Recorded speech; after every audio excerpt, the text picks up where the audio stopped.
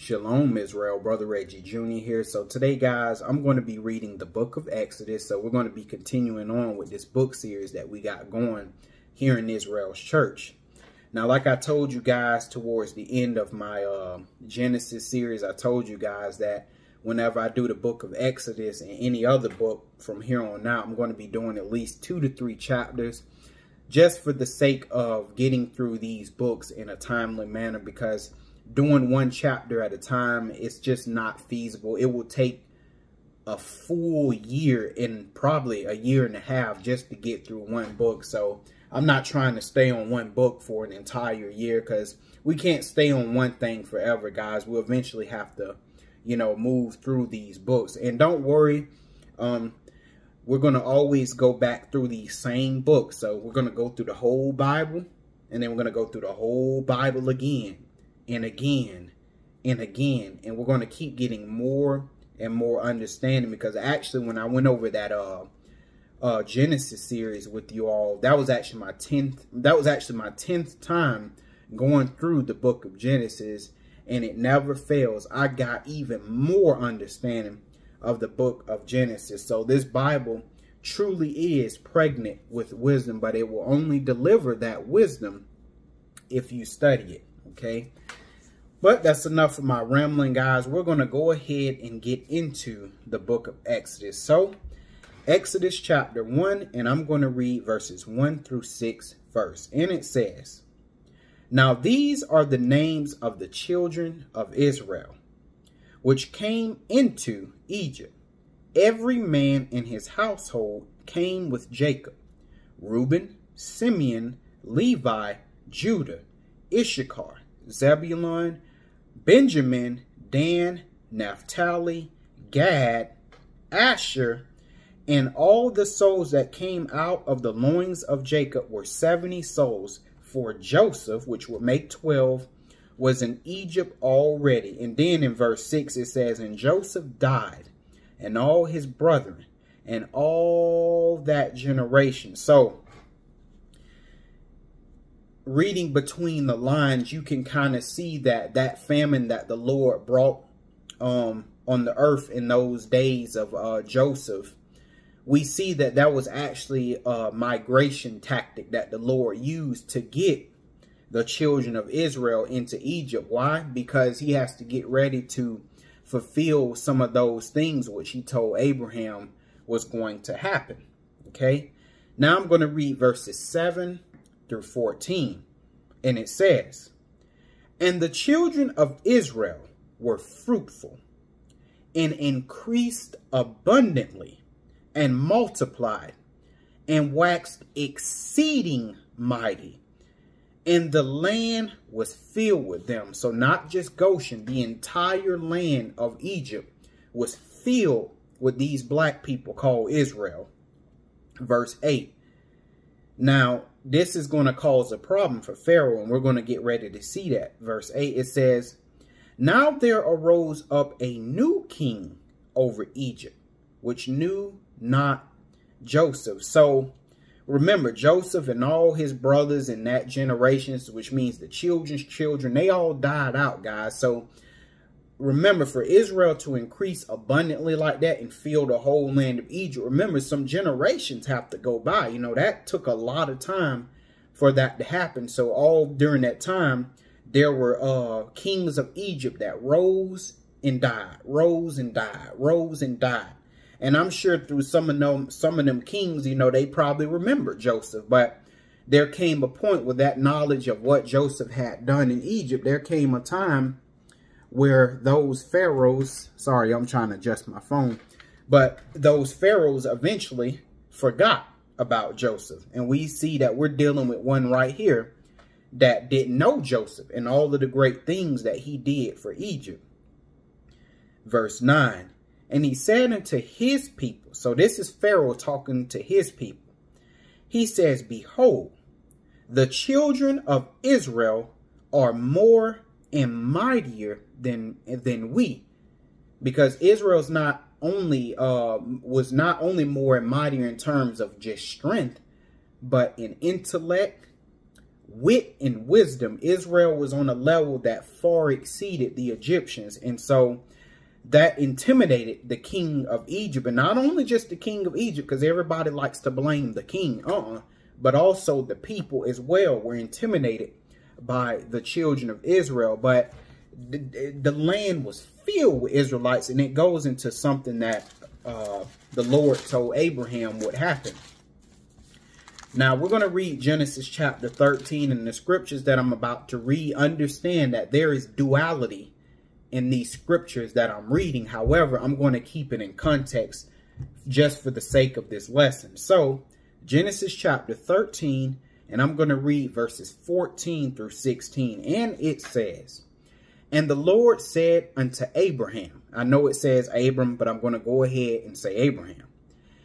It says, "After that Lot was separated from him, he said, What? Lift up now thine eyes." So look up, Abraham, and look from the place where thou art, northward and southward and eastward and westward. He talking about the land of Canaan.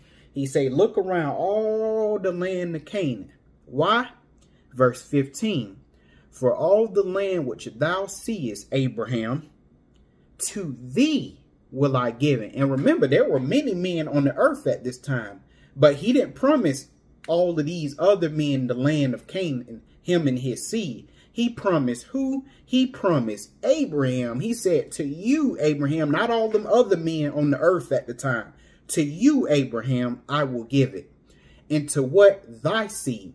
So not to the men and their seed, no, to Abraham and his seed that physically come out of you. He said that this land is going to be for y'all. I'm going to give it to you forever. And you should know by the word forever, there's duality in that, because are we in the land right now? We were in it temporarily, but we're in captivity. Sorry, I got a piece of dang hair in my eye. I hate when that happens. Ooh, boy, that thing be hurting. All right, I think it's out now. But, yeah, you know, we in captivity right now. We inherited the land for a time, but we end up getting kicked out for our bad behavior. That should let you know that there's duality in that scripture. That there's going to come a time where the Lord is going to remove us from captivity and put us back in the land. And we're going to be in that land forever. We're never going to be removed out of that land again, thus fulfilling what he told Abraham. Okay. Verse 16. Now, here's the other thing. He says, "And I will make thy seed as the dust of the earth." And I want to let you guys know there's duality in this scripture.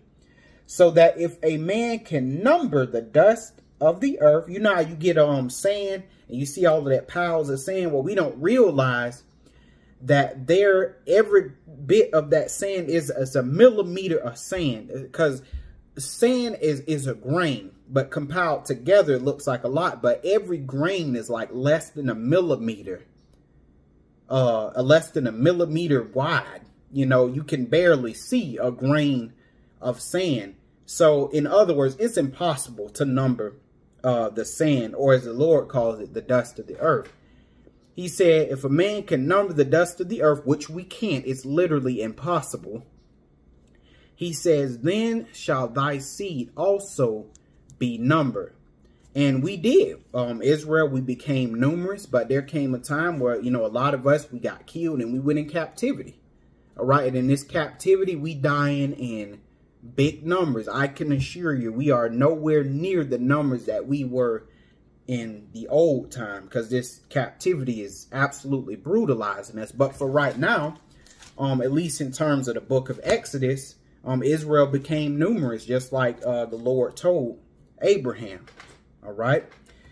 But back to the book of Exodus, we left off in verse 9. So pretty much Pharaoh is telling his people, and I'm pretty sure he's talking to the princes and the rulers at this time. He's like, listen, we got to do something about these Negroes. We got to do something about these Israelites. And mind you, the first people we were oppressed by were black people, were other black people. I need y'all to know that now. Because today, you know, you have people trying to make everything about skin color. No, it's not about skin color. An enemy is an enemy. I don't care what color they are. It's just the people that's oppressing us today, they don't share the same pigmentation that we do. But nevertheless, they are an enemy to us, just like the Egyptians were to us. So let's see what Pharaoh's solution is for this problem. Okay, verse 10, with Israel being all in the land, being mighty and everything. Let's see what Pharaoh's solution is. He says, come on, let us deal wisely with them, lest they multiply. And it come to pass that when there falleth out any war, and this whole war scenario is just an excuse. He just afraid that black people gonna get the sense to, hey man, we outnumber these people. Let's take over. They're scared of Israel taking over. That war part is just an excuse. When there falleth out any war, they join also into our enemies and fight against us. And so get them up out of the land. Now, right here in verse 10, Pharaoh is saying, let us deal wisely with them. This word wise don't mean, oh, I'm so wise. No, when he's saying, let us deal wisely with these Israelites, he's actually saying, let us deal subtly with them. Let's deal with them a way that is not so obvious, in which we can exterminate them. And today, our enemies are still dealing wisely with us. They deal wise with us through imagery, music, interracial marriage, tokenism, diversity, multiculturalism. Another one, a way they deal wisely with us is these heathen. They play both the hero and the villain, so that way we cannot detect whether or not they're actually our enemies. These are the ways that they're dealing with Israel, to confuse us so that we don't know, that it's not apparent that they are our actual enemies.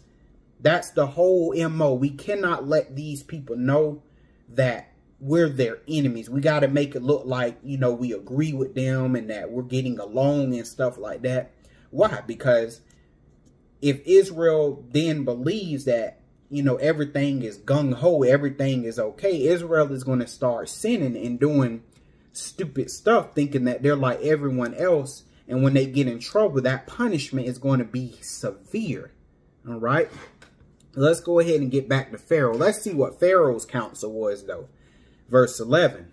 It says, therefore, they did set over them. They set over the children of Israel taskmasters to afflict them with their burdens. So they subjugated the children of Israel to hard labor, okay, to bondage, basically. It says, and they built for Pharaoh treasure cities, Pithom and Ramses. And it's funny because our enemies like to say we have a low IQ. They like to say things like, y'all niggas ain't never built nothing. But I'm reading right here. We're not even going to talk about the things we've built in this age, this day and age. We're going to just talk about in the day. We're going to just look at the days of Pharaoh. It said we built treasured cities. Pithom, they built treasured cities. Pithom and Ramses. And guess who stayed in Pithom and Ramses? You think the children of Israel stayed in there? No, them Egyptians stayed in there. And as soon as Israel built those things, that's when the Egyptians turned right around and say, y'all niggas lazy. Y'all niggas ain't never built nothing. That's how our enemies do that. See, only enemies do that kind of stuff. And then we know that too, later on, when the Lord is when he told Israel about the curses and stuff, once they became a nation and everything, he said, look, one of the curses is going to be, you know, y'all going to reap, but you ain't going to sow. You're going to build houses for your oppressors, but you ain't going to stay in there. He going to stay in there. And then he's going to turn around and he going to call you lazy and tell you that you having low IQ. Only an enemy do that. I don't know no friends that'll do that. Only your enemies do and say things like that. Now, before I move on, let me see. Do I want to say it now or do I want to wait? Let me just keep reading. I'll wait to save what I'm about to say. Verse 12 says, but the more they afflicted them, the more they multiplied. So the more they beat on Israel, the more that they put them to work and made their lives bitter, the more Israel grew and multiplied. And you better believe that these nations that we're in, not just America, y'all Israelites need to stop with this America doctrine, because that is a doctrine. This America doctrine. Please stop. In all of these nations that we're in, the elite, yeah, higher up, they read our book. They know when you show Israel that, you know, you're their enemy, when you use brute force on them, they rebel. Messiahs start raising up. Black men and black women start getting together, having sex all over the place, and their numbers explode. We got to figure out a way to break that. We cannot deal with these people the way the Egyptians did, in the way that our early forefathers did, because it didn't work out. We can't have Malcolm X's and Martin Luther King's raising up, Marcus Garvey's and all of that, Fred Hampton's. And at young ages too, they like, we can't have that. So what we're going to have to do is we're going to have to trick these Negroes. We're going to have to make them think that we're going to have to flick them, but in a way that is not so noticeable. Our enemies dealt wisely with us, boy, I'm telling you. Verse 13, and it's, okay, 12, it says, they multiplied and grew, and it says, and they were grieved because of the children of Israel, because it was so many of them. Dr. Fauci, Bill Gates, grieved every time they go over in Africa and all of these other regions, and they see all of these black people, no matter how many virology labs we set up, no matter how many viruses we release into their population, it seems like their population gets bigger and bigger, no matter how many we shoot down, no matter how many we jail, no matter how many we subject to poverty. These niggas just keep on growing. And they be what? They be grieved. We trying to get rid of these niggas, and they just keep coming back. We shoot one black man down. We shoot one black woman down. And then we go to the store. We look at a black woman, and she got 15 Israelite babies following her. They be grieved when they see that. Your enemy's trying to exterminate you, Israel. Understand this. You are at war. Your preachers ain't going to tell you that. They preach integration and inclusion and diversity. They still pushing that Roman garbage. You need to know these people are your enemies. They are at war with you. Not just you either, black women, black man, black woman. No, they're at war with you too, because they using a lot of y'all against your own men. And if it's not well with him, you're so silly, because if it's not well with him, it's not going to be well with you. That's how this thing works, man. And let's keep on reading. Verse 13, and it says, and the Egyptians made the children of Israel to serve with rigor. I mean, they worked the hell out of Israel. I mean, they made it real hard. I mean, they worked Israel so hard that by the time they was done work, it's time to go home to rest. I mean, Israel was broken, man. The men broken in half. Women broken in half. Verse 14. And I'm going to tell you why. 14, it says, and they made their lives bitter with hard bondage, in mortar and in brick, and in all manner of service in the field. All their service, wherein they made them serve. So no matter what area, whether it was in the field or not in the field, they tortured them with hard bondage and servitude. It says, wherein they made them serve was with rigor. And I believe later in the Bible, the Lord told Israel that, hey, you know, when it comes to your own people, you know, and you employ them and stuff like that, you cannot make them serve with rigor. Not your own people, Lord letting you know. But when it comes to the heathen, you can work them like a dog. But anyway, let's focus back on the lesson. So what was the whole purpose of Pharaoh concocting this scheme of putting Israel in bondage and making them work so hard, subjecting them to hard bondage and labor so tired they can't even hardly see or walk when they done? Well, let's go back up. It says, verse 10, let us deal wisely with them, lest they multiply. The whole goal is we got to exterminate these people. It's too many of them. We need to kill these people off. So we got to find a way to stop. In other words, okay, let me put it this way. We got to find a way to stop these niggas from multiplying. That's what Pharaoh essentially was saying. We got to find a way to stop these people from multiplying. So I know what we're going to do. We're going to make it so hard, particularly on the men in servitude, that they're too tired to sleep with their wife. You know, she like, you know, come here, baby, you know, let's do something. He like, man, I'm so tired, man. They done worked me so hard. It's basically to get the Israelite men to stop sleeping with the Israelite women. That's all it was. We got to stop them from sleeping together. And let me tell you something too. You know, the heathens that we're under today, you know, they're doing more than just the whole, you know, working us in these warehouses, hard servitude and stuff like that. Now what they've done is they've torn apart the black woman's image. Okay. They ripped the black woman's image to shreds in sight of the black man. In other words, what they had to do was kill the attraction between the black man and the black woman. Okay, so now we're at the point to where black men, I actually hear them say this. I kid you not, y'all. I've looked at a lot of videos and I've looked at a whole lot of comments between this whole black man, black woman garbage that this war that our enemies dropped in our community and then ran off and was looking from the back, watching, laughing. Look at them stupid niggas arguing. Look. They killed the black man's attraction to his woman, to where now black men actually say we are incompatible with black women.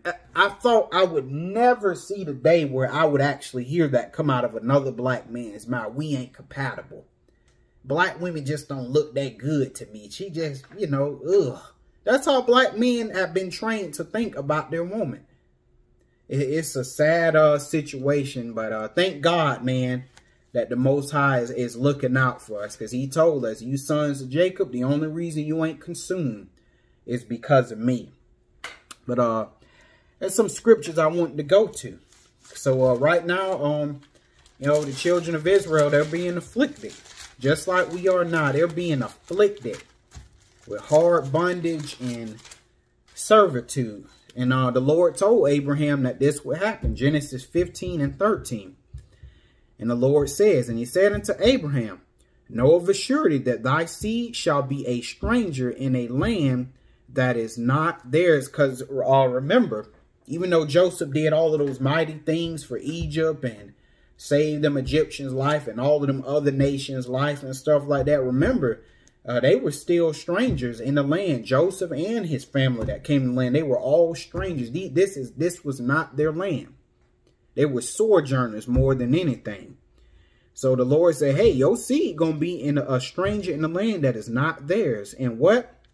And shall serve them. And they shall afflict them 400 years. So the Lord let them know, hey, they're going to be in the land of Egypt being afflicted for over 400 years. Guys, that's a long time. That's a long time for that kind of affliction to go on. I mean, I'm sure those Israelites that was going through it during the days of Egypt, they probably thought that this is never going to end. We're going to always be slaves to these Egyptians, just like how we say now. Man, we're going to always be slave to these stupid heathen, man. We always going to be subject. That's what you hear for Israel. We ain't going to never get out of this, man. But Lord say 400 years, there's always an appointed time. There's a stop date to this thing. That's what the heathen don't get. There's a stop date to this captivity. So these heathen, hey, do your worst. But just know that there's an end date. And the day is going to come where you're going to have chains around your neck and chains around your hands and chains around your feet.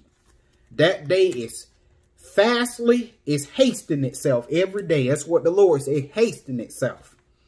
But we're going to go ahead and go back. Now it says, let me see. When Pharaoh, he said that Israel was more and mightier. Let's go ahead real quick and go to Psalms 105. I forgot why I wrote Psalms 105 now, but we finna get ready to find out right now.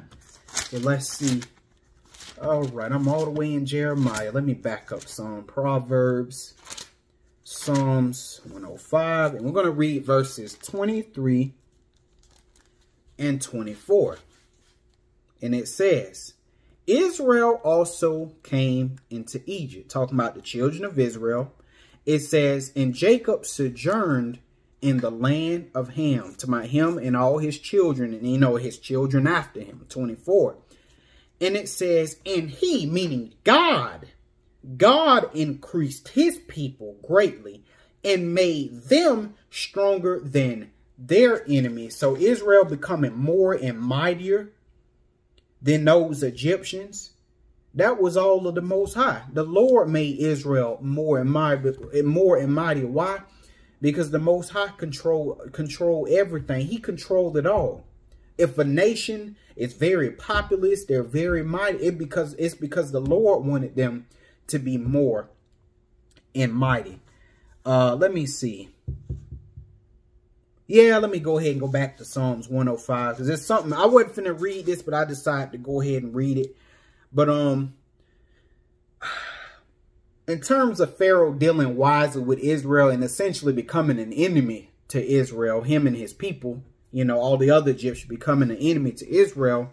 Let's see why they became an enemy to Israel, Pharaoh and his people. Psalm 105, I'm going to read verse 25, and it says, he, meaning God turned their heart, meaning Pharaoh and those Egyptians, he turned their heart to hate his people, to deal subtly with his servants. See, it say here subtly, but when you go to the book of Exodus, it says Pharaoh dealt wisely. That's why I told you guys that wisely doesn't actually mean wise. It actually means subtly, because the Lord is telling you right here. But the Lord calls Pharaoh and the people to turn against Israel. Boy, when I tell y'all this God ain't to be messed with, he is in total control of this whole earth. Man don't control ish. They don't control anything. I don't care how much money a man got, how famous they are. Let me tell you something. They don't control nothing. That man is in the spot he's in because the Most High wanted him now.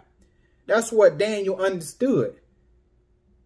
God set up kings and he removed kings. Daniel understood this.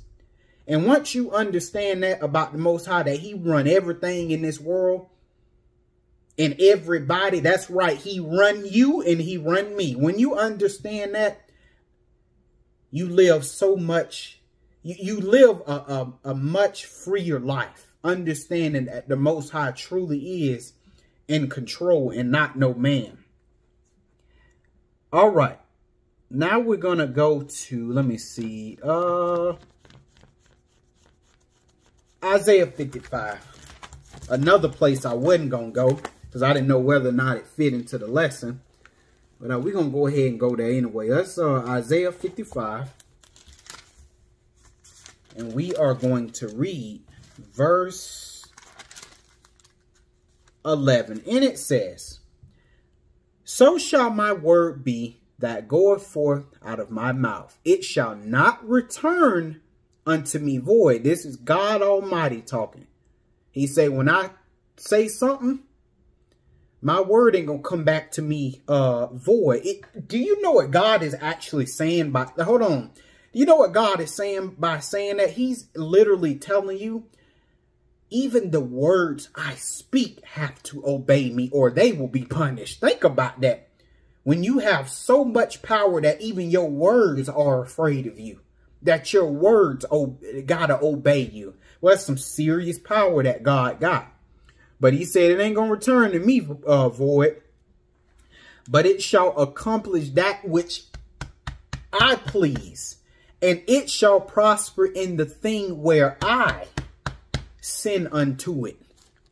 The Lord say, even my words got to do what I say. Everybody is subject to me. Even the words I speak, the very breath that come out of my mouth has to do what I say or it'll be punished. That's a powerful God that we serve, boy. I'm telling you. So when the Lord told Abraham, hey, your children going to be in the land of Egypt.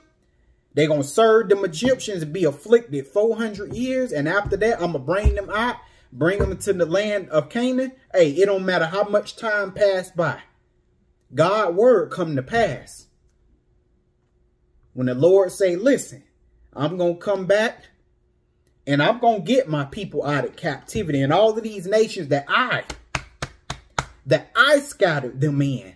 I'm going to come back and get these people and I'm going to bring them right back into the land of Israel. And guess what?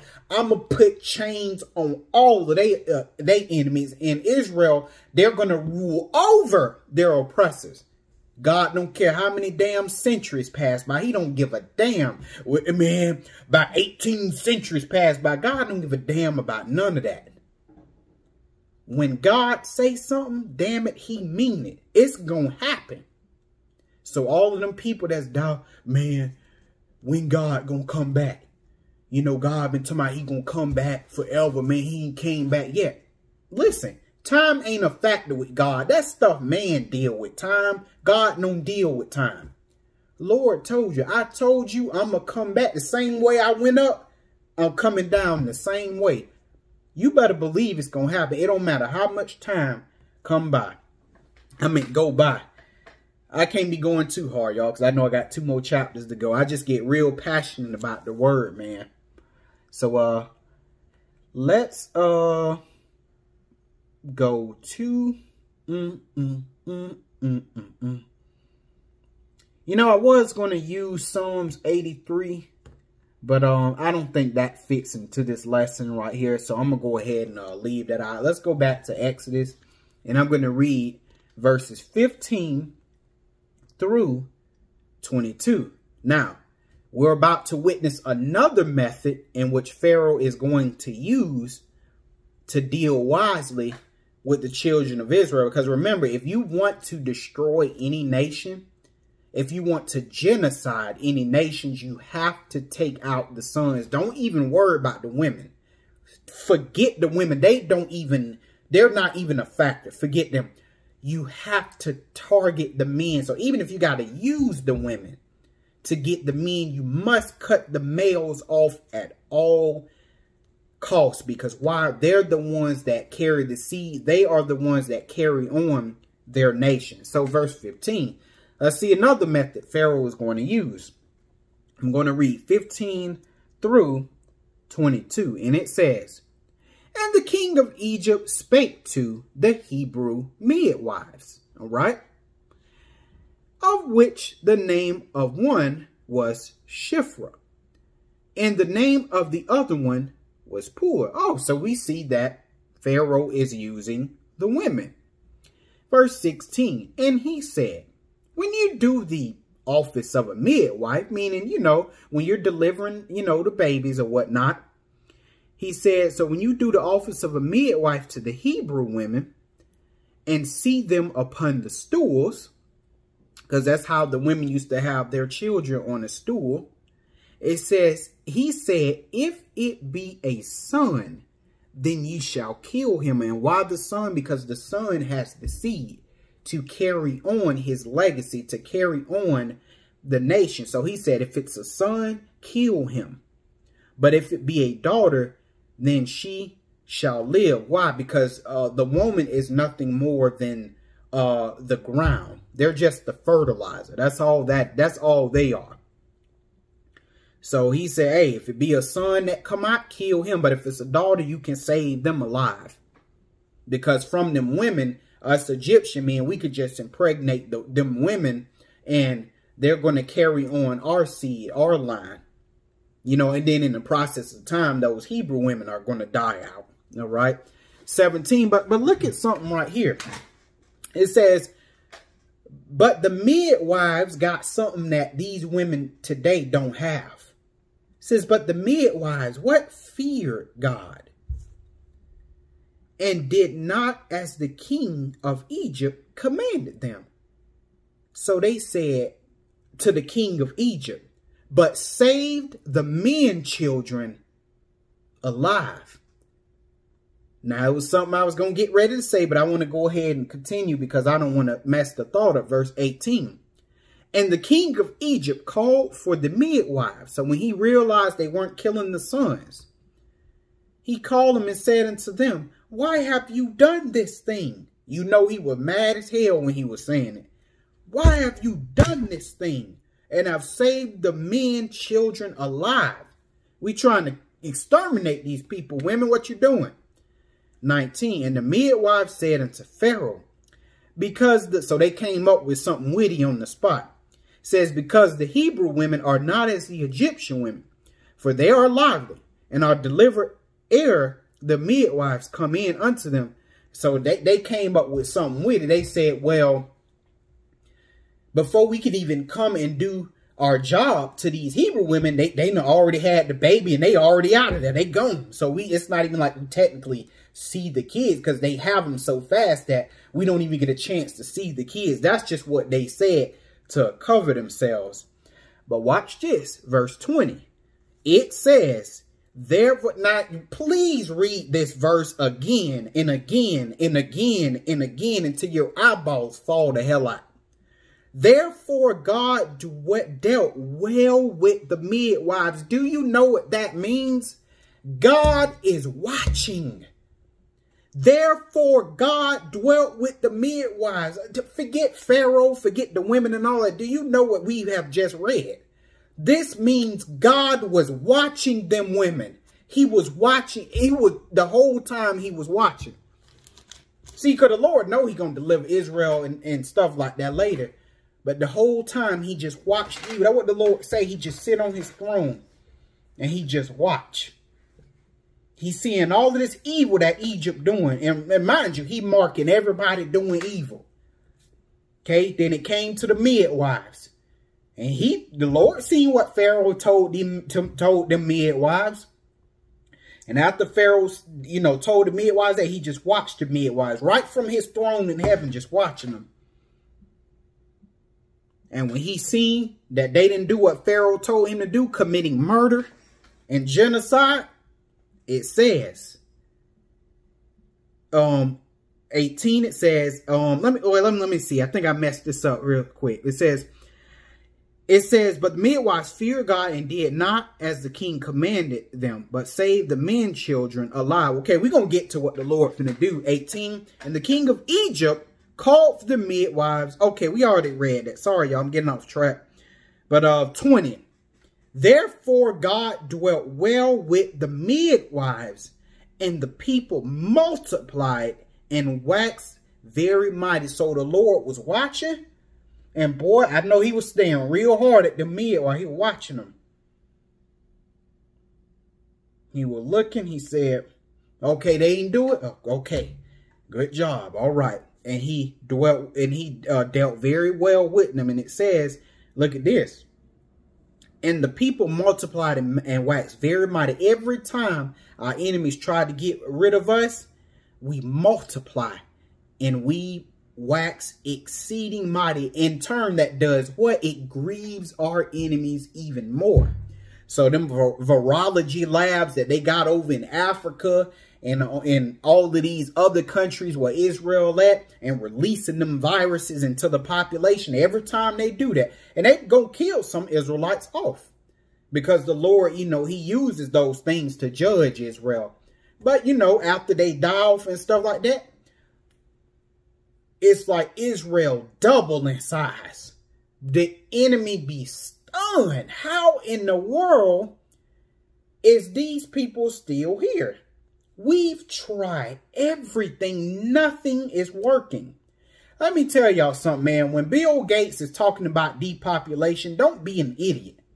Because some of y'all like to be stupid because you believe in this diversity thing and that everything's all inclusive. Listen, when he's talking about population control, we got to cut down on the Earth's population. When he's talking about we got to cut down on Earth population, he talking about you, nigga. That's who he talking about. We got to get these black people out of here. Because notice when he talking about his depopulation plan with his old ass, when he talk about his depopulation plan, what he always got up there on the board or on his little projector screen, he always got Africa up there. Got to get rid of these black people because they're the problem. They're the useless eaters. They got to go. But no matter how much Bill Gates, no matter how much you and Fauci and all these other evil ass scientists come up and concoct stuff, you'll never get rid of Israel because God promised that Israel will always be upon the earth, no matter what, no matter how bad things get. Okay? Let me see. 21. So it told you that the Lord, in verse 19, we already read 20, but in 19 it said the Lord dealt well with, no, that was in verse 20. He dealt well with the midwives. So in 21 it says, and it came to pass because the midwives feared God, that God made them houses. All right. We're going to read verse 22 last, but yeah, they feared God. Because see, they understood that I'm going to have to deal with this black God at the end. Okay? They understood that. May get by here on earth. I may get by here on earth. I may impress my earthly master by doing this wicked stuff. But in the end, me and my earthly master going to die. And we're going to have to stand before the God of Israel, who going to be looking at you, boy, and he going to be pissed. Because on that day, it's going to be a whole lot of crying. It's going to be a whole... And because remember, on Judgment Day, not only is God telling all about the evil you've been doing, you looking right over to your right. Because remember, you can read this and then you're going to look right over into your right and you're going to see the lake of fire. That thing that everybody say was fake. Come on, man. God ain't going to throw nobody in no lake of fire. You know, what the Jehovah's Witnesses say, the lake of fire don't exist. You know, once you die, that's it. Nah. In that day, you're going to look right to your right. As Jesus and all them saints judging your ass, you're going to be looking right to your right. And you're going to see it. It's a reason why them heathen paint the murals in Rome and all of that. And they show you this black God judging all of these heathen. And to your right, you see the lake of fire proceeding forth from the throne of God and going, spread not over to the right-hand side. Or depending on how you're looking at the mirror and stuff. Because they read the Bible, y'all. They know this stuff is real. They just tell the Negro that, oh, that stuff isn't real. You know, they muddy up our book. So that way we don't believe in our own book. But it's real, brothers and sisters. It's going to happen. You're going to have to face this God at the end. So you may get by with doing evil on this earth, but you're going to have to stand before the Most High. Everybody going to have to take an account for their own sins. Okay? Jeremiah 5, excuse me. And I'm going to read verse 22. This is what the God of all heaven and earth is saying. Watch him now. He say this. Fear ye not me. Now this is what he was telling Israel. But extend beyond that, he talking to the heathen too. Fear ye not me. And when he say fear, he's not talking about reverence. No, he's talking about fear. Your knees shaking. You having bowel movements because you afraid. That's the kind of fear God to my. He said, fear ye not me, saith the Lord. Will ye not tremble at my presence? And when he come back, brothers and sisters, this whole world gonna tremble. The very earth itself and the pillars that it's on is going to tremble before his presence. He said, will you not tremble at my presence, which have placed the sand for the bound of the sea by a perpetual decree. We don't even know how God even do any of that stuff. Put the sand there, and then from there, he command the sea not to pass the borders of the... How he do all that? We don't know. That's why you need to fear him. He says that it cannot pass, and though the waves toss themselves, tidal waves and all of that stuff come and they just boom.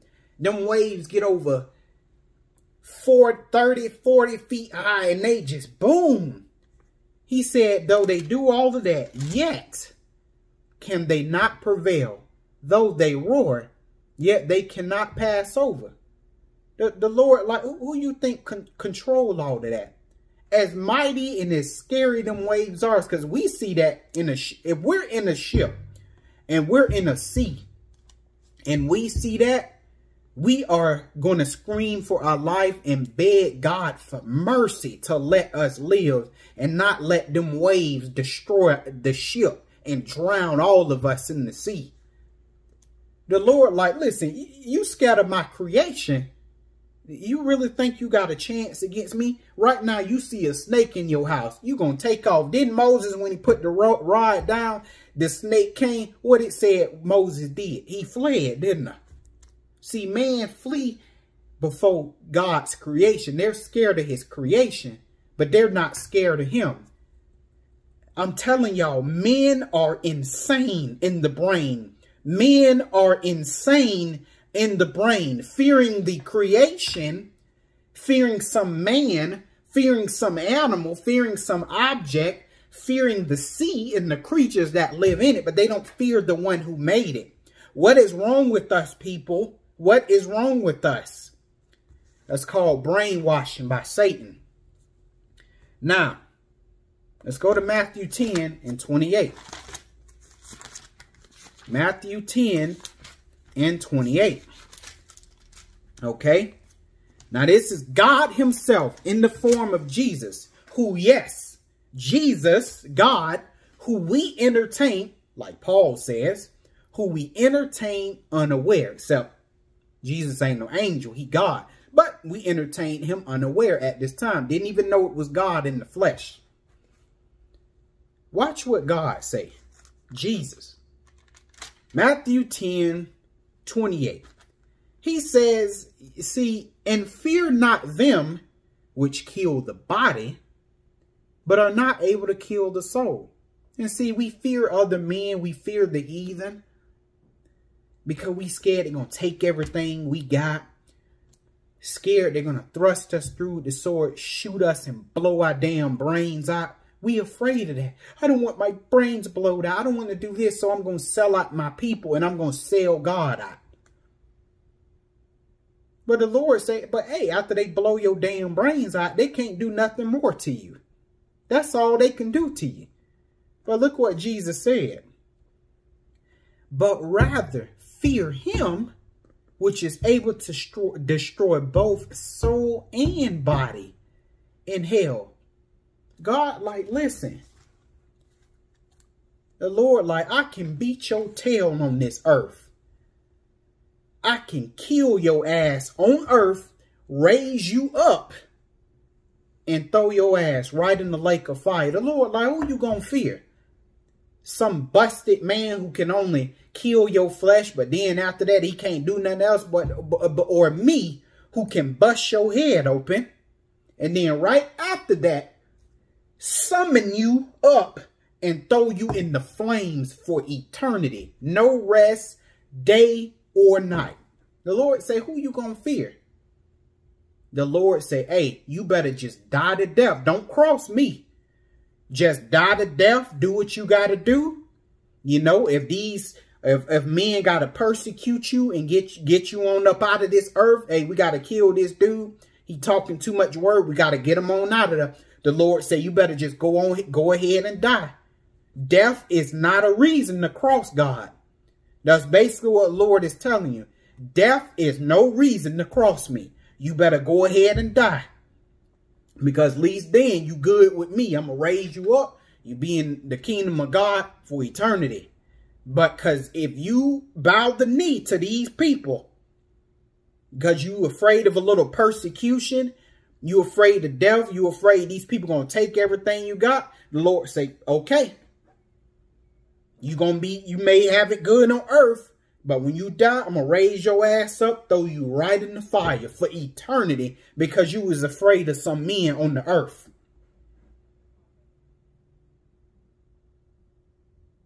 Don't cross God, boy. He is not the one. Just deal with the persecution, deal with the affliction. You know, let it be what it is. But crossing God, boy, is not an option at all. Okay? But we're going to go ahead and end this first chapter with verse 22. And it says, now that Pharaoh couldn't get the other people, now that he couldn't get the women to kill the sons, and he seen that, you know, the hard bondage and making Israel serve labor with rigor, he seen that wasn't working, so he had to just say, man, screw it. I got to be up front, and I just got to keep it real. 22, Pharaoh was like, all right, enough with the games. None of this stuff ain't working. He says, look, Pharaoh charged all his people, meaning the Egyptians, all of them, saying this. He said all his people, not just the princes and none of that. All of his people, meaning the Egyptian people. And this is going to tie in a little bit later what God going to do to the Egyptians before he bring Israel out. He told all his people, not just the higher up, but even the men on the lower levels, every son that is born to these Israelites shall you cast into the river, and every daughter you shall save alive. So Pharaoh got to the point, he said, enough with the games. Baby, it's time for a witch hunt. It's time to hunt the sons of Israel. And they started it, brothers and sisters. They started the witch hunt. And based off of what the Lord did to the Egyptians later, they accomplished it, brothers and sisters. Now, they didn't exterminate us, but they accomplished what they wanted. They was throwing them boys in the river, newborn babies, right in the river. It was a witch hunt. They were hunting the men down. I want to let you guys know, at the end of our captivity, towards the end, it's going to happen again. The kid gloves, they going to come off. And our enemy is going to be just up front. Hey, ain't no more trying to deal wisely, trying to show imagery on movies and TVs, tokenism, interracial marriage, diversity. They gonna say, that's it. They gonna say, that's enough. It's time to start the witch hunt. It's time to genocide these people. Lock and load, boys. It's time to hunt the children of Israel. And just as it's gonna get bad, and just as it will get bad, the God of Israel is going to return and save us out of that trouble. So we got one hell of a climax to our captivity that we're going to have to endure. But once we endure that, brothers and sisters, we won't ever have to worry about captivity and that kind of cruel oppression ever again. But that was it for that chapter, guys. I appreciate you sticking with me through that. And now I'm going to move on to chapter 2, because now it's getting real bad for Israel. So it's time for the Lord to raise up a Messiah to Israel. So now I'm going to read Exodus chapter 2, and I'm going to read verses 1 through 4 first. Let me get some water, y'all. My tongue was getting parched. Verses 1 through 4, and it says, and there went a man of the house of Levi. Okay, so this is a Levite man. And it says, and took to wife a daughter of Levi.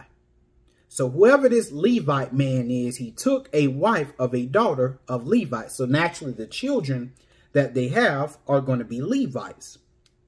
Verse 2. And the woman conceived and bare a son. And when she saw him, that he was a goodly child, she could tell he was special. She hid him 3 months. So let's let's give an identity to this man and to this woman, because this child that they had was Moses. So let's give an identity to this man and this woman. Let's go to Exodus 6. I could have waited till we got to Exodus 6, but ain't no use in that. I'm gonna go ahead and tell you who it is.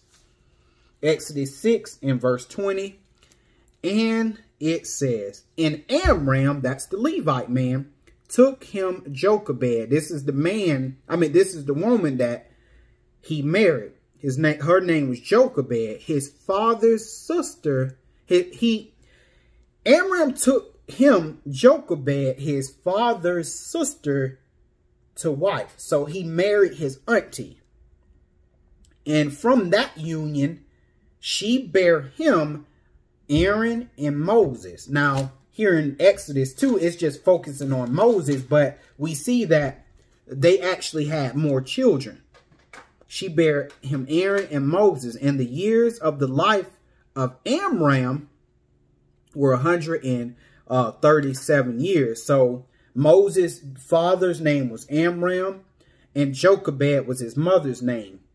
And you got to remember, at this time, the Lord, he allowed for ancestral relations. But there came a point when there were enough Israelites to where we didn't have to resort to that anymore. And the Lord tells Israel that, of course, way later. So Moses married his auntie, but we find out that Moses has a brother. And not only that, well, let me see if I want to read this. Go to this next precept. No, I better just go ahead and keep on reading. Verse 2, it says that she seen that he was a goodly child. Goodly meaning she seen that he was special. All right. So she hid him 3 months, because remember, it was a witch hunt for those newborns. So Moses, ultimately, his life was in danger. Verse 3. And let's be honest, guys. No other nation of people have ever been through anything like this. They've never been through nothing like this. All right. Verse 3. And when she could no longer hide him, she took for him an ark of bulrushes and dabbed it with slime and with pitch. All right. So she made almost like a little basket with a covering. Okay. And it says, and put the child therein. So she put the child almost in this little basket type thing. And it says, and she laid it. So she put Moses inside, and then she laid the basket in the flags by the river's bank. So she did not put Moses into the river floating on the water. Because y'all know in them little movies, they always show Jochebed putting Moses in the river. He floating down the river, you know, which we know that was the Nile, and it had alligators in it. But it always was like, you know, Moses floating in the river, you know, going, and then Moses' basket running to Pharaoh's daughter. Oh, what is this? Oh, it's a baby. No, that is not how it happened, brothers and sisters. It says, let me repeat this, because even though we reading it, it's not clicking in our mind, because we're so desensitized to these movies we watch. It says she put it among the flags by the rivers.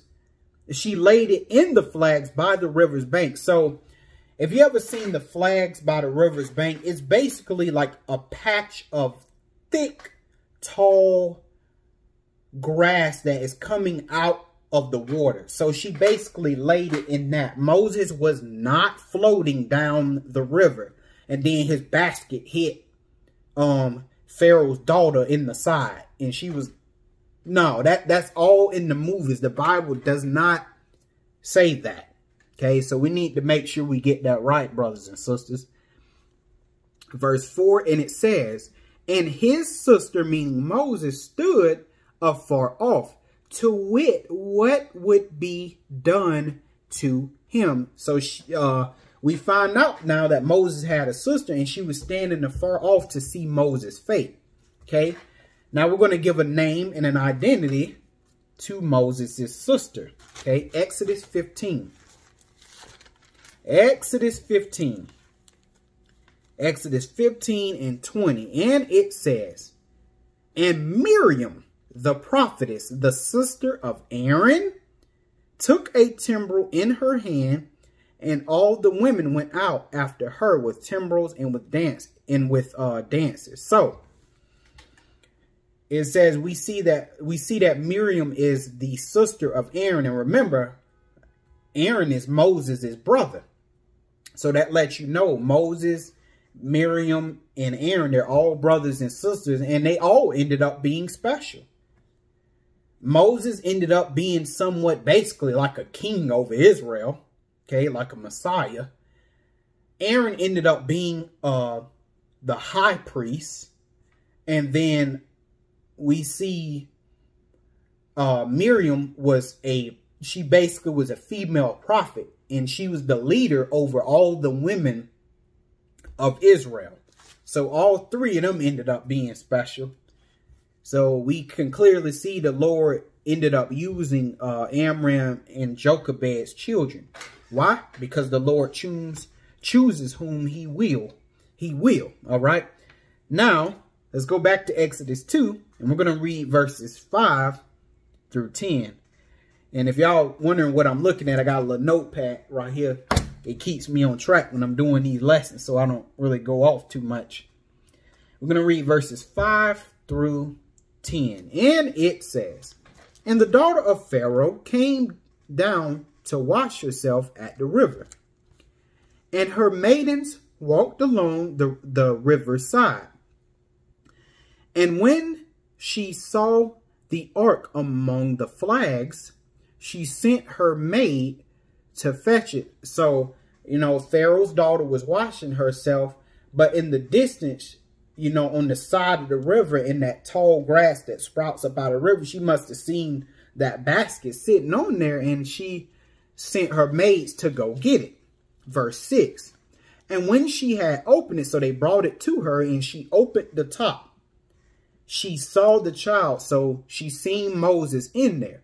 "And behold, the babe wept, and she had compassion on him." So Pharaoh's daughter had compassion on Moses when she seen him, and said, "This is one of the Hebrews' children."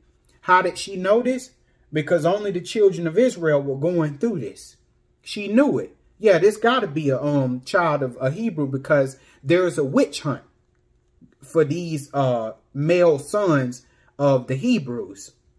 I told you, y'all, we the only one that's been through things like this. It's a miracle that we're still here. All praises to the Most High. Verse 7, "Then said his sister to Pharaoh's daughter, Shall I go and call thee a nurse of the Hebrew women?" So Moses' sister Miriam, who was real young at this time, so she was talking to Pharaoh's daughter. She said, "Shall I go call thee a nurse of the Hebrew women, that she may nurse the child for thee?" Verse 8, "And Pharaoh's daughter said to her, Go. And the maid went and called the child's mother." So that was epic. So it wasn't just some random nurse. Moses was taken care of by his own mother. I was like, oh yeah, I got a nurse right here. Nurse right here to take care of Moses. And guess who it was? It was his own mama. So that was great how the Lord looked out for Jochebed concerning her son. She at least got to enjoy him a little bit more before he was given off to Pharaoh's daughter. Verse 8 says, "And Pharaoh's daughter, 9. "And Pharaoh's daughter said unto her, Take this child away and nurse it for me, and I will give thee thy wages." So Moses' mama Jochebed got paid to take care of her own child. Boy, ain't the Lord is good, man. Says, "And the woman took the child and nursed it. And the child grew, and she brought him unto Pharaoh's daughter, and he became her son." Now, let me see. "And she called his name Moses. And she said, Because I drew him out of the water." So that's what Moses mean. I drew him out of the water. But it's funny, because we see that Moses' own mother, Jochebed, ended up taking care of him. This lets you know that she told Moses who he was. Hey, you are a Hebrew. You are a child of Jacob. And Moses never forgot that. So he was learned in the ways of the Hebrews. Okay. But eventually he became the child of Pharaoh's daughter. And let's see. Was there anything I wanted to read else? Yeah, let's go ahead and go to Acts 7. I wasn't going to read it, but I think this fits in. Acts chapter 7. And I'm going to read verses 20 through 22. And it says, "In which time Moses was born and was exceeding fair, and nourished up in his father's house 3 months. And when he was cast out, Pharaoh's daughter took him up." So that means Moses, when he was put into that basket in the flags next to the river's bank, he was only 3 months. So he was a 3-month-old baby. 21. "And when he was cast out, Pharaoh's daughter took him up and nourished him for her own son. And Moses was learned in all the wisdom of the Egyptians, and was mighty in words and deeds." But we know that Moses was raised by his mother. So yes, Moses knew that he was an Israelite. He knew that. He knew that 100%. But he was learned in all of the wisdom of the Egyptians. So, you know, he got the top education by the Egyptians, because obviously he dwelt in Pharaoh's house. He was Pharaoh's daughter's son. So naturally he got the best of everything. But we're going to go ahead and go back, y'all. And now I'm going to read verses 11 through 14. And it says, "And it came to pass in those days when Moses was grown," so Moses was grown up now, "that he went out to his brethren," who he knew was his brethren, because remember, he was raised by his mother, and I can guarantee you his mother told him he was an Israelite. "So he went out to his brethren and looked on their burdens." So he seen how hard he was working. He seen the bondage and the rigor that they were serving with. And it says, "He spied an Egyptian smiting an Hebrew, one of his brethren." So he seen one of the Egyptian taskmasters that was like, "Get to work, you stupid nigga." Probably something he told him.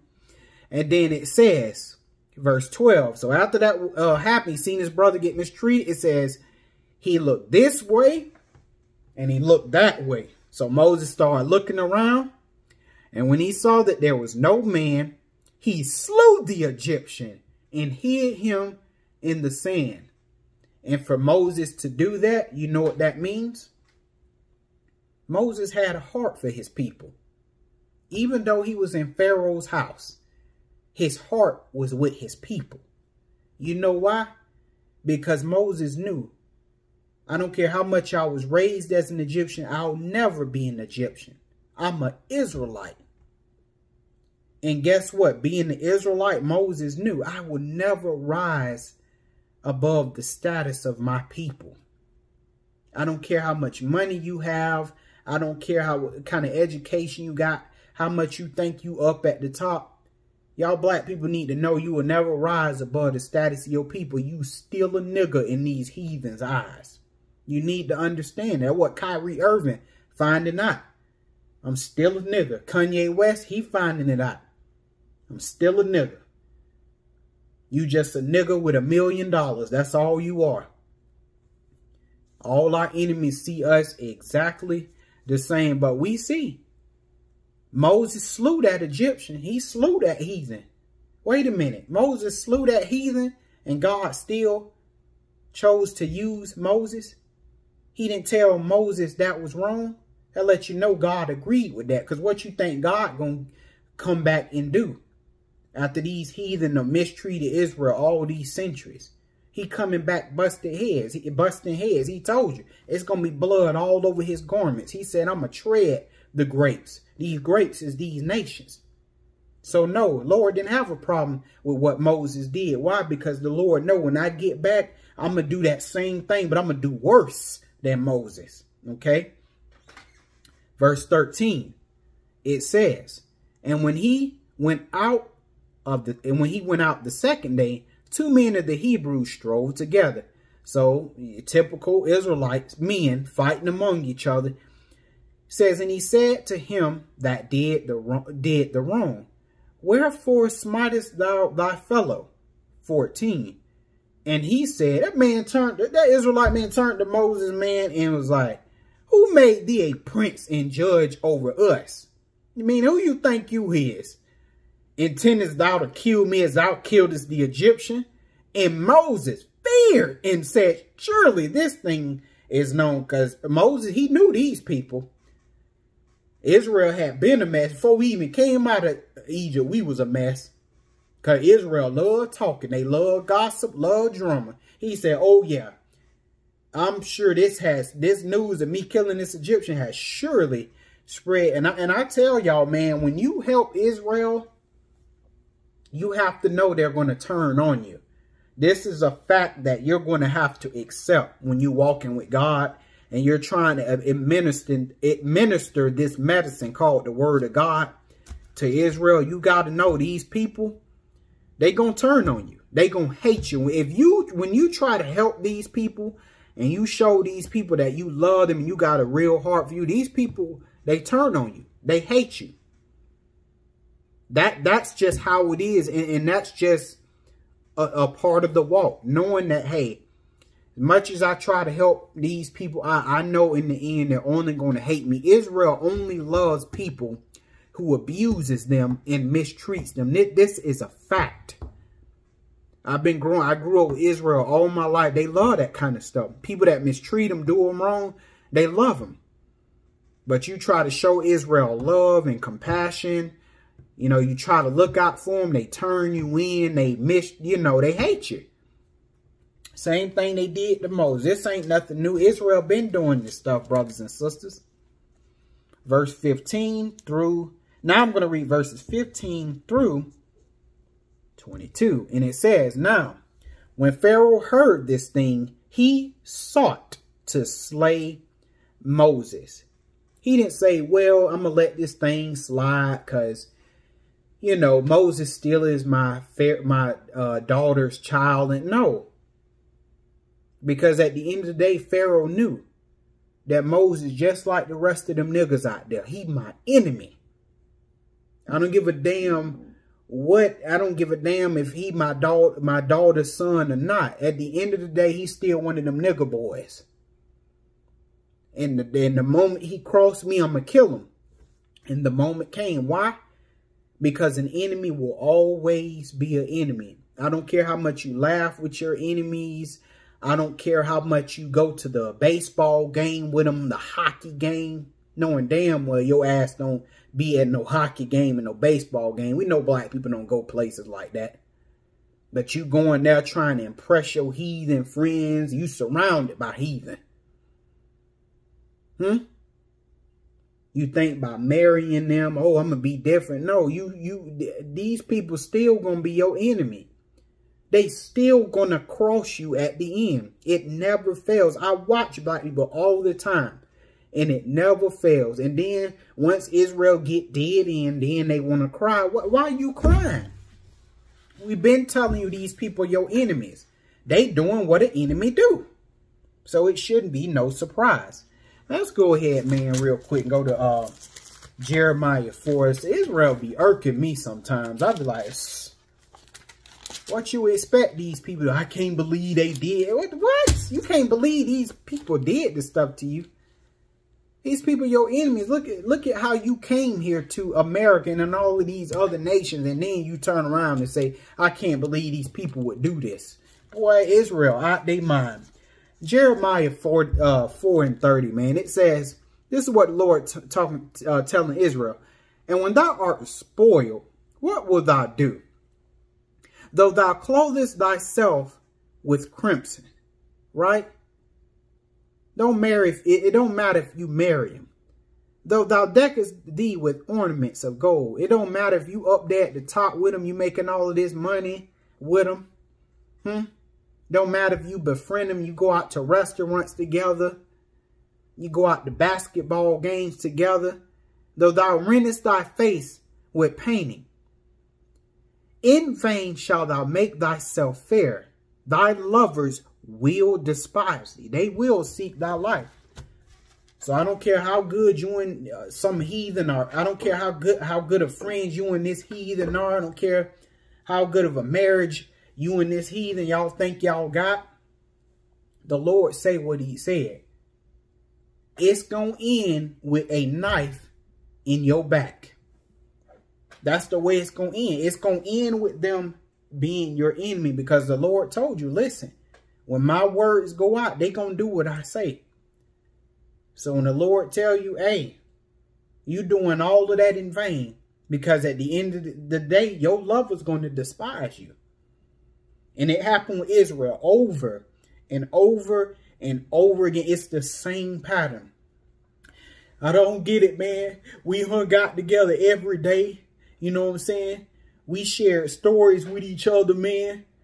You know, we took each other, you know, out to, you know, dinners and everything like that, man. I can't believe you still stabbed me in the back, because they're going to be what God told them that they was going to be. And that's your enemy.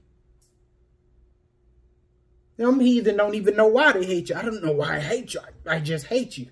They hate you because God told you they must hate you.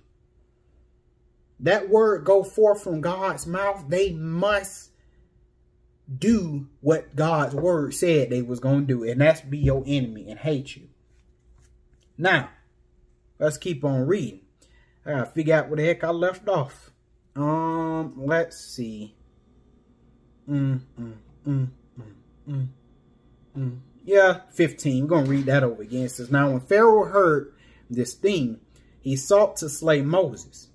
But Moses fled from the face of Pharaoh, meaning he fled from Egypt, where Pharaoh's reach was, and dwelt in the land of Midian. And I believe Midian, this was the land of the Midianites, which was one of Abraham's sons.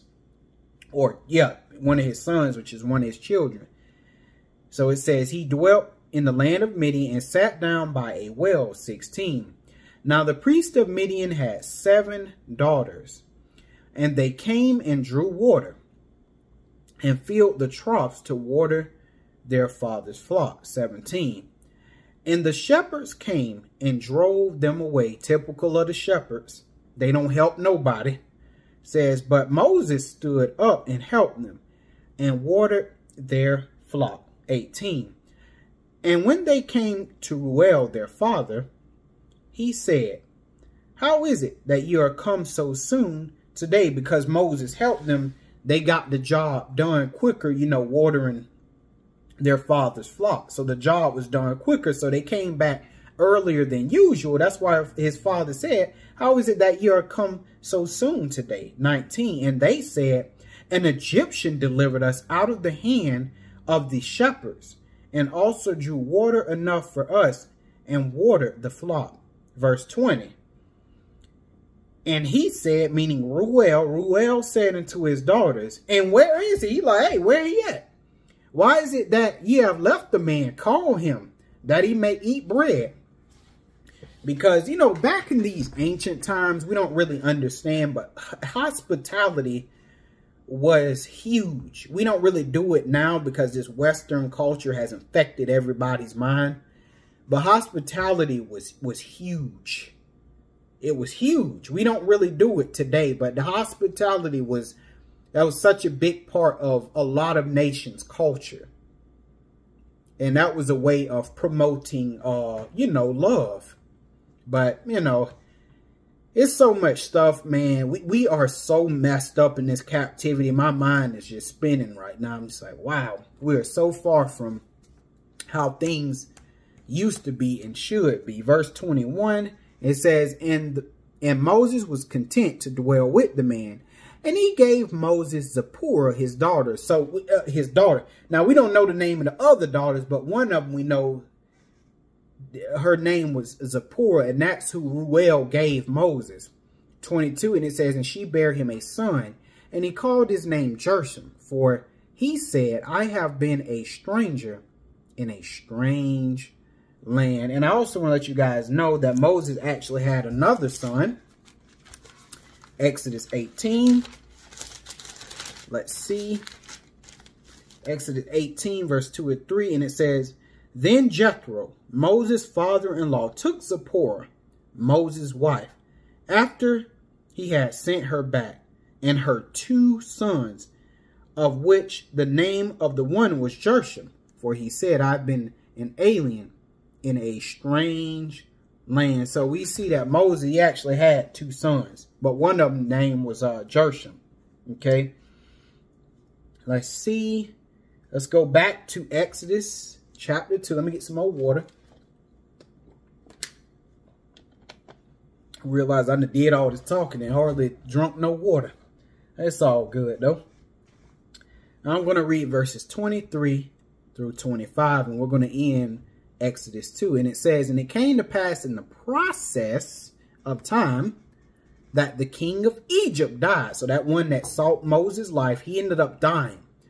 And it says, and the children of Israel sighed by reason of bondage, and they cried, and their cry came up unto God by reason of their bondage. And that's what the nations are trying to stop us from doing as a whole. They're trying to stop us from crying. But the Lord is letting these heathen know, listen, all I need is a remnant of Israel, a small group of Israel to cry unto me. And once I got enough of the remnant to cry out unto me, I'm going to come back and get them. So that's why, you know, our enemies, they have to make everything seem fair. That's why they got us in this diversity, different things like that, because they don't want us to cry out to God. That's why they'll do the whole honeymoon ritual with us. They'll shoot us down, do all of this stuff, and then they'll come back and try to smooth us over with something. And that's to keep us from crying out. Okay, but it says that cry eventually came up to God. Verse 24. And God heard their groaning, and God remembered his covenant with Abraham and with Isaac and with Jacob. 25. And God looked upon the children of Israel, and God had respect unto them. So the Lord basically was like, all right, man, it's time. It's time to perform that which I told Abraham. And that's to bring these people out of captivity. So it was that time. But look at how when the Lord heard them cry, you know, he just was like, you know, it's time, man. Let's go real quick. Instead of me explaining, let's go real quick to Psalms 12. Psalms 12, and I'm going to read verse 5. And it says, for the oppression of the poor, for the sighing of the needy. Wasn't Israel being oppressed? Weren't they sighing by reason of the bondage and oppression they was under? Now will I arise, saith the Lord, and I will set him in safety from him that puffeth at him. So in this case, Israel, and the one that was puffing at him was Egypt. Okay, so the Lord said it's finally time to deliver them. All right, y'all. We are going to go into Exodus chapter 3. Okay, and I'm going to start reading verses 1 through 6 first. And it says, now, Moses kept the flock of Jethro, his father-in-law, the priest of Midian.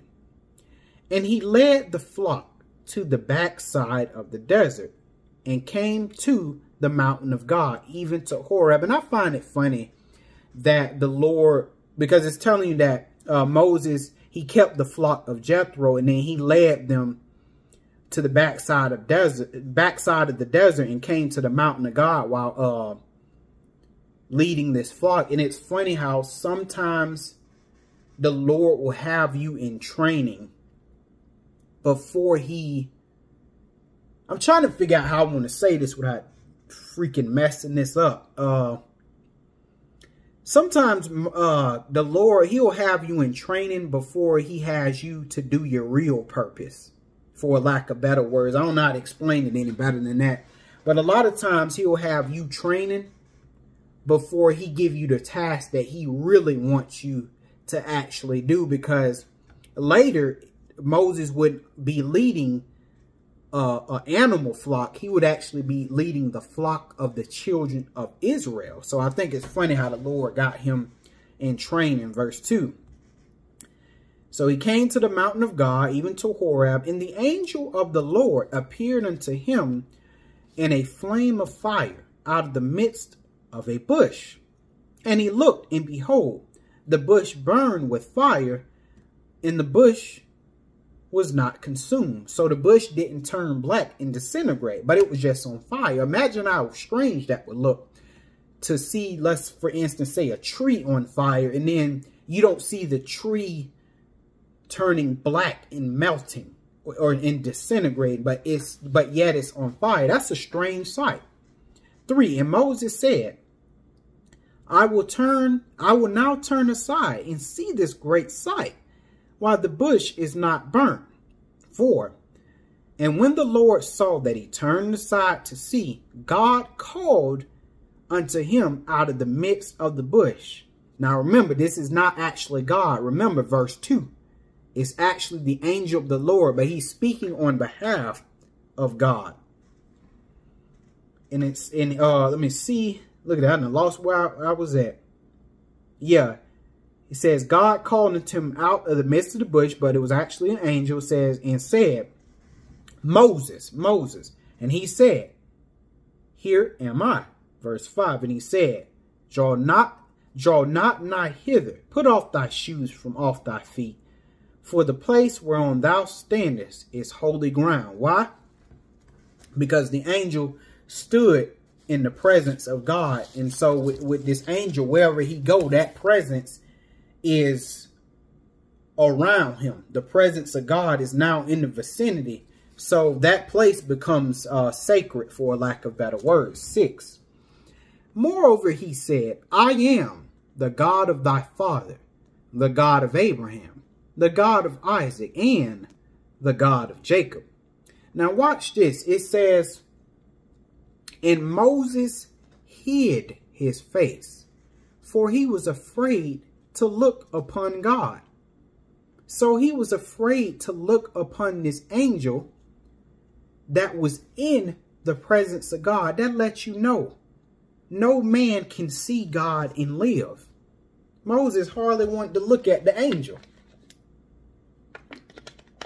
And that same angel was in the presence of God. That lets you know, brothers and sisters, God just too holy for us. Too holy. Now I'm going to read verses 7 through 10. And the Lord said, I have surely seen the affliction of my people which are in Egypt. So brothers and sisters, in America and in all these other lands that we're in, the Lord sees the affliction. But we have to understand there is an appointed time in which the Lord is going to make an end to our captivity. So he told Moses, I see the affliction of my people which are in Egypt, and I've heard their cry by reason of their taskmasters. For I know their sorrows. Why do the Lord know their sorrows? Because when Israel is hurt, God is hurt. When Israel cries in pain, God feels that pain. Okay? Verse 8. And it says, the Lord says this, I am come down to deliver them out of the hand of the Egyptians, and to bring them up out of that land unto a good land, and a large, unto a land flowing with milk and honey, unto the place of the Canaanites, and the Hittites, and the Amorites, and the Perizzites, and the Hivites, and the Jebusites. Oh, you know what that means too? Let's go to Genesis 15. That means since it's time for Israel's deliverance, that means something has happened to the Canaanites in this land, or something has happened with these Canaanites in the land. Genesis 15 and verse 16.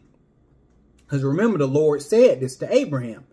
But in the 4th generation, they, meaning the children of Israel, shall come hither again. For the iniquity of the Amorites is not yet full. That means them Canaanites in the land, their cup finally filled up. It's time. So the Lord was timing the deliverance of his people to the timing of them Canaanites' cups filling up. So he doing everything right on time. And the Lord tells you later on in the Bible about why them Canaanites was kicked out of the land, all that evil they was doing. But back to Exodus 3, and I'm going to read verse 9. It says, Now therefore, behold, the cry of the children of Israel is come unto me, and I have also seen the oppression wherewith the Egyptians oppressed them. Verse 10, he says, Come now therefore, and I will send thee unto Pharaoh, that thou mayest bring forth my people, the children of Israel, out of Egypt. So the Lord say, so the Lord told Moses, I'm about to use you.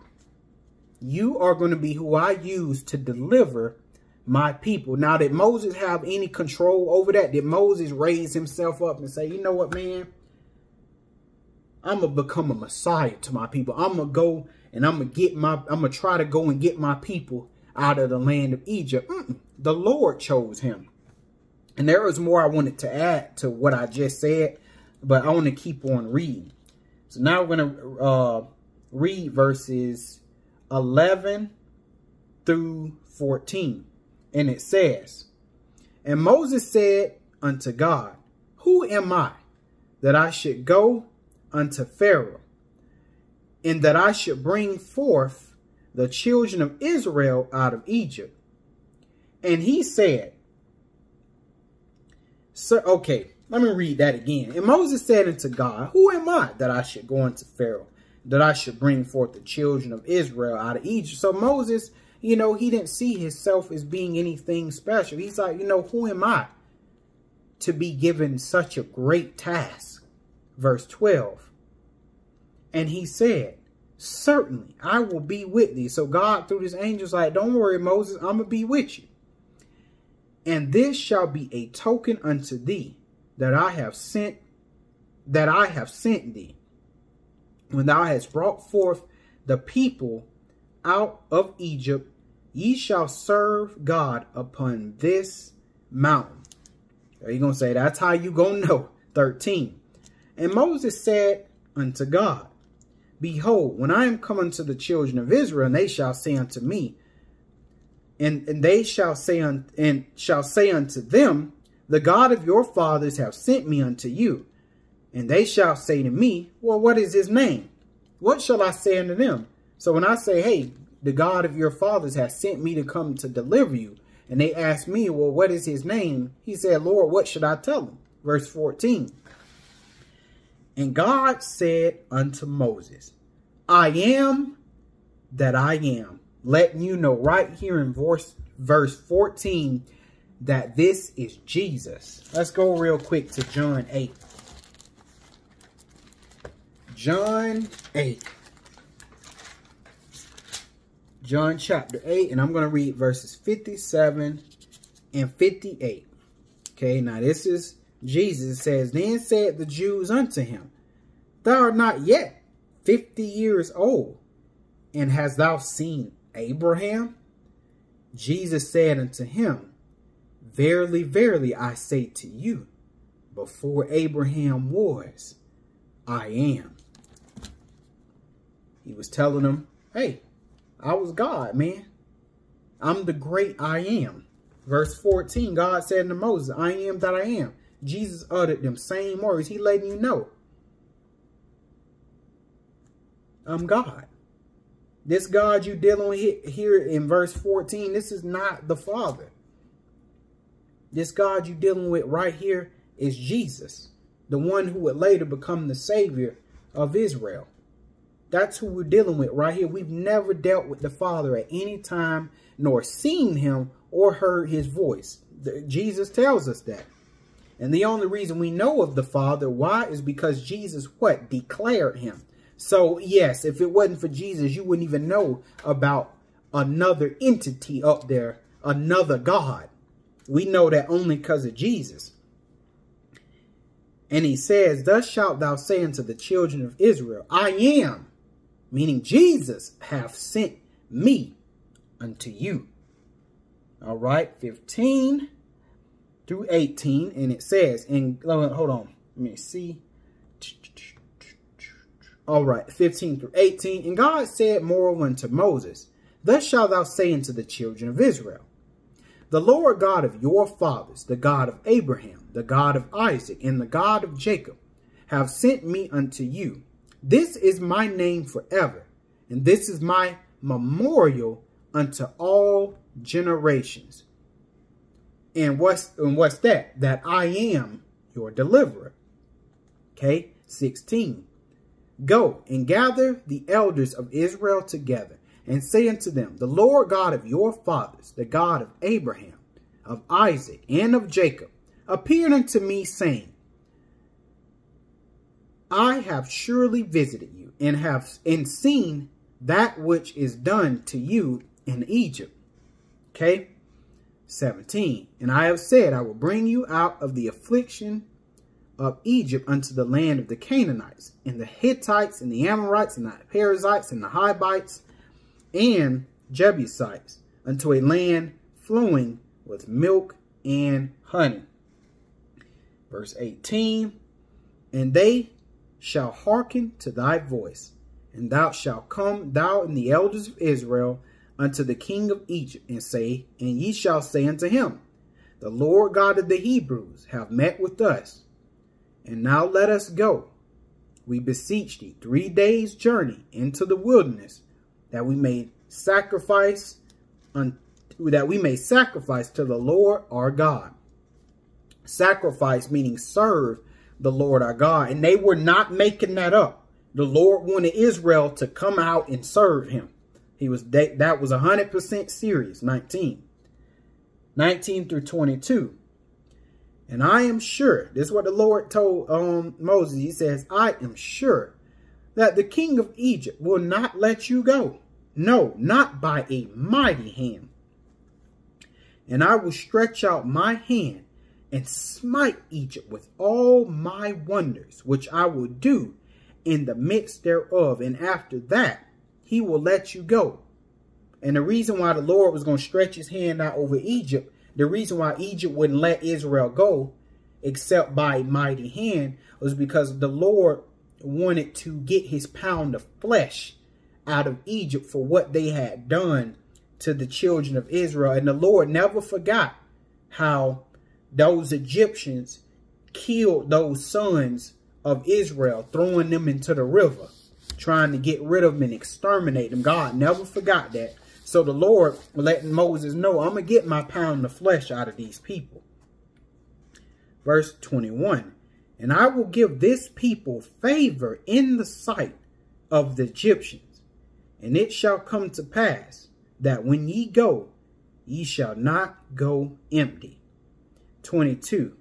Now, you guys may want to reread this chapter, because all of this is a model for how things are going to be at the end of our captivity. 22.